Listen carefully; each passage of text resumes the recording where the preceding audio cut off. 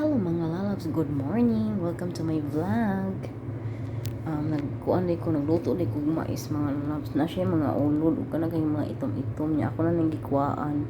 Luto naman siguro ni para ni kay Jessica no, kaya yung request is utan niya. Lutoan ako siya mais niya. Ato na ning paung kay murag luto naman siguro ni siya.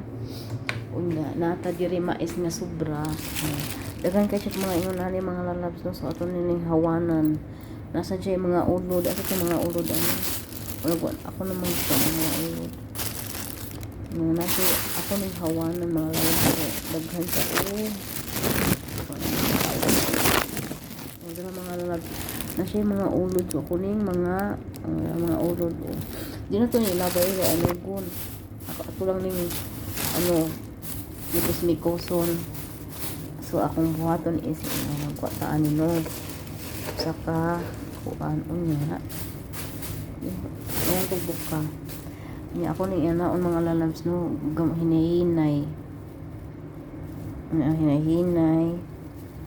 Yan ako na mahulog nga ulod mga pariana no. So ako na siyang pangwaon.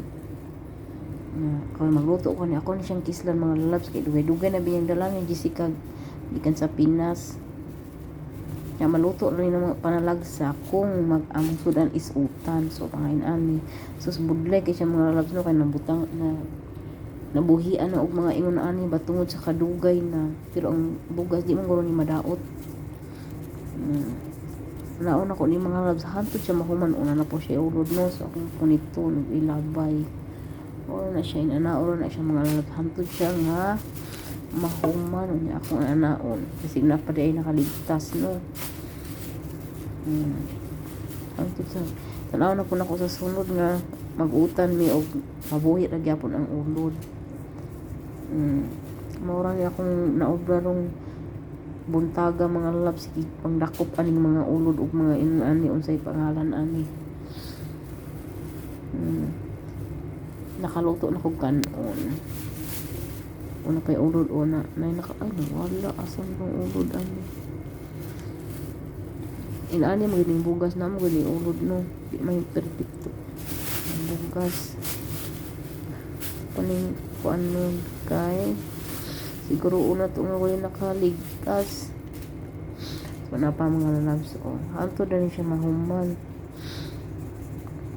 Kantod mahurot ang ulod.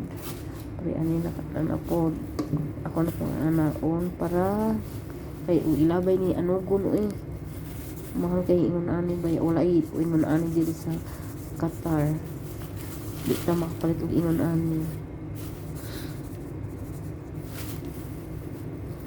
Alright, taas naman ni akong video mga loves, mga pull-an mong mananaw no yang ubali naman ako na pull-an na. So bye bye maura to, see you sa next vlog.